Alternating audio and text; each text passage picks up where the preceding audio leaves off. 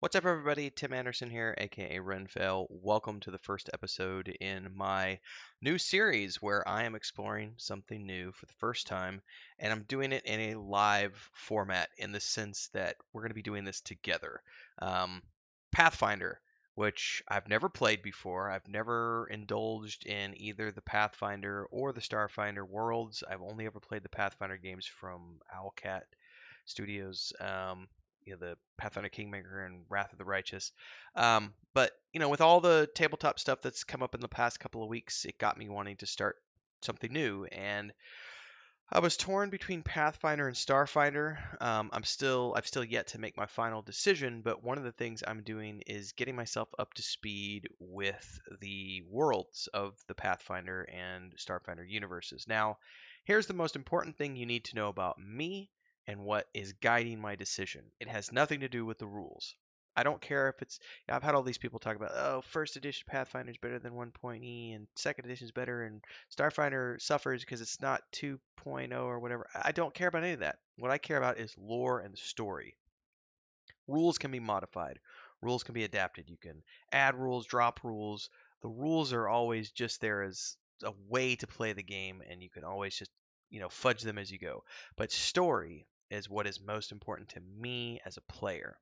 So one of the things I'm looking for in both of these universes as I explore Starfinder and Pathfinder is which story do I think I'm going to enjoy the most, and then I will then put my time into trying to find some campaigns to play with other people in that world. Now I know I've done fantasy most of my life, so I'm kind of leaning towards doing something science fictiony. This is like science magicy from what I understand things, but anyway, I'm already like a couple minutes in, and we haven't even talked about how this is going to work. So this is the first episode. It's kind of like figuring this out as we go. And what I'm going to be doing with these episodes, like this one, is I'm going to be picking a section of the core rulebook that I've been reading through and say, hey, let's discuss this in greater detail because I want to know more about this. And those of you who are watching who have a lot of expertise in the Starfinder world can get me up to speed and or point me to better resources where I can learn more about this in the online space. Those of you who are new, like myself, and you want to learn about this as we go, this is the perfect way to do it because we're going to be doing it together through these series of videos. So I don't know how many videos there will be in this series, maybe 10 or 12. I really can't tell you. It's just going to be when I come across something in the core rulebook where I have questions or I want to know more or I think it's something super interesting, we're going to make a video about it like we're doing today. So first on the chopping block is and again I don't know how much I'm allowed to show or share because I don't want to get in trouble with anybody for copyright and stuff, but I figure we could do brief snippets for the purpose of fair use and discussion, critiquing and everything else. So let's just snap over, and this is the section we're looking at first and foremost: health and resolve. um, I have questions. I have questions about all of this right here. I think I understand how it works. But essentially, let me go ahead and read through this so that we can get a better idea of how this is working together. So it says here that Starfinder relies upon three different systems of points: hit points, stamina points, and resolve points. Now, hit points I'm familiar with. I've used hit points in pretty much every game I've ever played. It's not something I'm unfamiliar with. However, stamina points are new to me, and then there are the resolve points as well. Now, essentially the way they explain it here in the book, and there's a couple of different ways they explain it, but it says here that hit points measure how robust and healthy your character is. In other words, a reduction in hit points represents physical wounds, illnesses, or another serious physical impairment, while stamina points, by contrast, measure your readiness and energy and replenish more quickly and easily. This is where things get really interesting. It says when you take damage, whether from an attack, a spell, a disease, or some other source, it first reduces your pool of stamina points, and then any damage beyond your stamina points comes out of your hit points. Think of stamina points like your ability to shake off a punch. The first one might not do any lasting damage, but eventually get worn down and start hurting. And then, of course, if your hit points drop to zero, you are dying and must become stable. You can replenish your stamina points by spending a resolve point and taking 10 uninterrupted minutes to rest and catch your breath. You can also blah blah blah. I don't, rest stuff is not important to me. How do you calculate your stamina points? So hit points, this is interesting to me. It says hit points are based on your race entry plus the number of hit points in your class description, reflecting the overall durability of your race as well as the hardiness you've gained from your training. At second level and every level thereafter, you get hit points based on your class description, reflecting the greater influence of your training and experiences played in your toughness.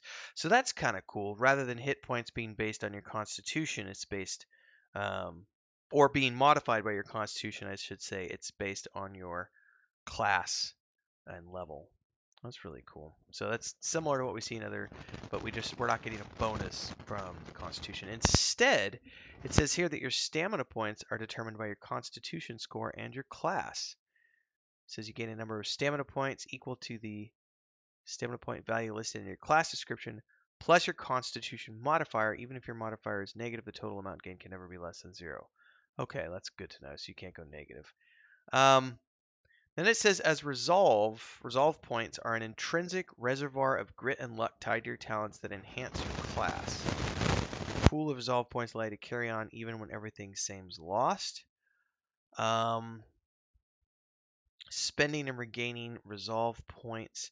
There's a brief explanation here in the core rulebook on this, which is essentially, it says, resolve points can be spent in a number of ways, and many classes let you spend them to activate class features and regain resources. Some abilities don't require you to spend points, but are active only as long as you have a minimum number of points available.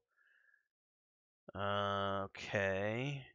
Your resolve points can never go below 0. Dying causes you to lose resolve points. If you would lose resolve points due to dying and don't have any money, you're dead. Okay. General use for resolve points. You can use them to regain stamina points, which we read about earlier, to stabilize after sustaining grievous wounds, or to rally and stay in the fight. Okay, you can stabilize yourself, staying in the fight. Okay, so correct me if I'm wrong, those of you who are Starfinder experts here. The hit point and stamina point pool sounds pretty self-explanatory. You have a stamina point pool, and when you're in combat, you first take damage from that. So it's kind of like an active shield, so to speak, a damage absorption shield. And you can absorb so much damage through your stamina points or your stamina pool until you've drained it. And at that point, you start taking hit points. Question I have for the experts out there, because I haven't read deep enough into the book yet to have an answer to this. I may come across this later on. Are stamina points used for anything else other than the absorption of damage? Like, do you ever roll against your stamina points and use that pool for something else other than combat scenarios? I'm just genuinely curious. Like, are there actions in the game that require you to spend stamina points, or is that something that's only used in combat scenarios? Something I'd love to know. The resolve thing sounds kind of interesting. It kind of sounds to me like it sounds like there's some classes that have unique abilities that require you to use resolve points, or to at least have a reserve of resolve points stored up. It gives an example of one. Do all classes have unique abilities that are based on resolve points, or only some classes? It's an interesting idea, resolve points. I like how they describe it as the grit of your character, like this additional like luck factor, so to speak. Grit and luck is what they call it. Yeah, grit and luck. An intrinsic reservoir of grit and luck tied to your talents and often enhanced by your class. Which it says it's kind of like this way to carry on even when all things seem lost. So it's an interesting theory. It's an interesting idea. This is the first thing I came across when I was reading through the guidebook, where I went, "Oh, I want to learn. I want to learn more about this as I dive into things." So this is your perfect chance. Those of you who are Starfinder um, uh, encyclopedias, trying to find a good word there. Drop down in the comments below. Let us know more about the hit point, stamina point, and resolve points systems. That would be great. Because moving on, we're going to be getting into a whole bunch of other stuff. But this is the first episode, so I don't have a format for this yet. This is just kind of something I decided to do literally on Sunday. I'm recording this on Sunday. I came up with the idea earlier today, and I'm going to be pushing these out multiple times through week as I go through this, and then I'll probably do the same thing with the Pathfinder books as well as I narrow down my decision on what I'm going to be playing later this year. So, in any case, thanks for your thoughts. Drop the comments down below. Like, subscribe, hit the bell icon. Support if you can, please. On a premiere like this, you could do super chats. You can also do super thanks after the fact. And of course, you can always join as a member, 3 different tiers below. And if you want to get involved with our tabletop world, our point and click adventure game, and our book series, you can head over to our Patreon page. All the links are down below. Until next time, everybody.